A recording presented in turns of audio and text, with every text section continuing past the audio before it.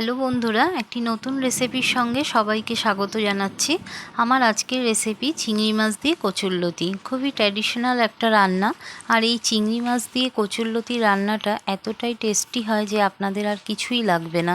এই একটা পদ দিয়েই সম্পূর্ণ ভাত খাওয়া হয়ে যাবে। তাহলে স্কিপ না করে দেখতে থাকুন কিভাবে আমি রেসিপিটা বানাচ্ছি। রেসিপিটা ভালো লাগলে অবশ্যই একটা লাইক করবেন ও আমার চ্যানেলটাকে সাবস্ক্রাইব করে নেবেন। চিংড়ি মাছ দিয়ে কচুরলতি বানানোর জন্য যা যা উপকরণ লাগছে তার মধ্যে এখানে নিয়েছি চিংড়ি মাছ। এখানে 250 গ্রাম চিংড়ি মাছ খোসা ছাড়িয়ে পরিষ্কার করে ধুয়ে নিয়েছি। দুটো মাঝারি সাইজের পেঁয়াজ কুচিয়ে রেখেছি। নিয়েছি 500 গ্রাম কচুরলতি ছাড়িয়ে পরিষ্কার করে ধুয়ে নিয়েছি। নারকেল বাটা নিয়েছি। রান্নাটা সর্ষের তেলে করব, তাই নিয়েছি সর্ষের তেল, নুন, কালো জিরে, হলুদ, কাঁচা লঙ্কা বাটা ও মাছে চিড়ে রাখা কাঁচা লঙ্কা। গ্যাসে একটা কড়াই বসিয়ে দিয়েছি। কড়াইটা গরম হয়ে যাওয়ার পর দিয়ে দিলাম 5 চামচ সর্ষের তেল। এদিকে মাছের মধ্যে দিয়ে দিচ্ছি 1/2 চামচ নুন ও 1/2 চামচ হলুদ গুঁড়ো। নুন আর হলুদটা দিয়ে ভালো করে মিশিয়ে নেব। ভালো করে মেশানো হয়ে গেছে নুন আর হলুদ, তেলও ভালো মতন গরম হয়ে গেছে। এখন মাছগুলো তেলের মধ্যে দিয়ে ভালো করে ভেজে নেব। মাছটা ভালো করে ভেজে নিয়েছি উল্টে পাল্টে। মাছটা ভাজা হয়ে গেছে, এখন প্লেটের মধ্যে নিয়ে নিচ্ছি। মাছ ভাজা তেলের মধ্যেই এখন দিয়ে দিচ্ছি 1/2 চামচ কালো জিরে। কয়েক সেকেন্ড নাড়াচাড়া করে নেব। এখন দিয়ে দিচ্ছি দুটো মাঝারি সাইজের কেটে রাখা পেঁয়াজ। পেঁয়াজটা গোল্ডেন ব্রাউন করে ভেজে নেব। পেঁয়াজটা গোল্ডেন ব্রাউন করে ভেজে নিয়েছি। এখন এখানে দিয়ে দিচ্ছি কাঁচা লঙ্কা বাটা। এখানে আমি 5টা কাঁচা লঙ্কা বেটে রেখেছিলাম, সেটাই দিয়ে দিলাম। ভালো করে কাঁচা লঙ্কা বাটাটা পেঁয়াজের সাথে মিনিট 2 ভেজে নেব। মিনিট 2 ভাজা হয়ে গেছে, এখন কেটে রাখা কচুরলতিটা দিয়ে দিচ্ছি। ভালো করে মিশিয়ে নেব এবং 5 মিনিট ভেজে নেব। এই কচুরলতির রেসিপিটা কিন্তু একটু ঝাল ঝাল খেতেই বেশি টেস্টি হয়, তাই লঙ্কার পরিমাণটা আপনারা আপনাদের পছন্দ মতনই দেবেন। দিয়ে দিচ্ছি 1/2 চামচ নুন ও 1/2 চামচ হলুদ গুঁড়ো।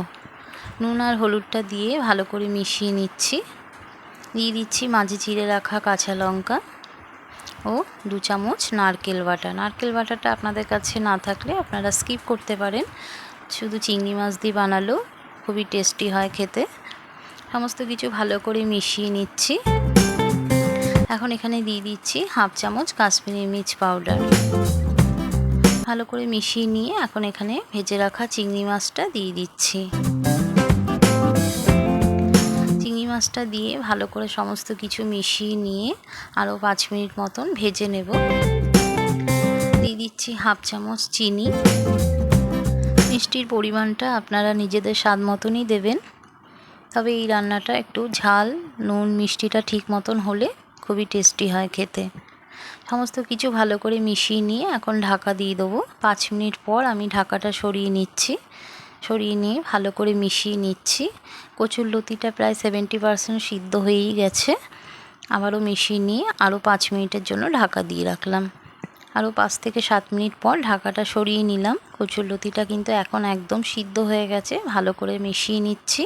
আর গ্যাসের ফ্লেমটা অবশ্যই লো টু মিডিয়ামে রেখে রান্নাটা করবেন, না হলে তলায় মশলা বা কচুরলতি পুড়ে যেতে পারে। এখন এখানে খুবই সামান্য পরিমাণে নুন দিয়ে দিলাম, কারণ আমি টেস্ট করে দেখেছিলাম নুনটা কম হয়েছিল, তাই সামান্য পরিমাণে নুন দিয়ে দিলাম। আপনারাও লাস্টে এরকম টেস্ট করে দেখে তবেই নুনটা প্রয়োজন হলে দেবেন। গ্যাস অফ করে দিয়েছি। তৈরি হয়ে গেল চিংড়ি মাছ দিয়ে কচুরলতির রেসিপি। এখন একটা প্লেটের মধ্যে সার্ভ করে নিচ্ছি। এই রান্নাটা খুবই টেস্টি হয়, আপনারা অবশ্যই একবার বাড়িতে ট্রাই করবেন যদি এখনও পর্যন্ত না করে থাকেন। গরম গরম ভাতের সাথে খেতে জাস্ট অসাধারণ লাগবে। আজকের এই রেসিপিটা আপনাদের ভালো লাগলে অবশ্যই একটা লাইক করবেন ও আপনজনদের মধ্যে শেয়ার করবেন। কেমন লাগলো রেসিপিটা কমেন্ট করে জানাবেন। আর এমনই নিত্য নতুন রেসিপির আপডেট পাওয়ার জন্য আমার চ্যানেলটাকে সাবস্ক্রাইব করে নেবেন। ভালো থাকবেন, সুস্থ থাকবেন। আবারও দেখা হবে নতুন কোনো ভিডিওতে। ধন্যবাদ।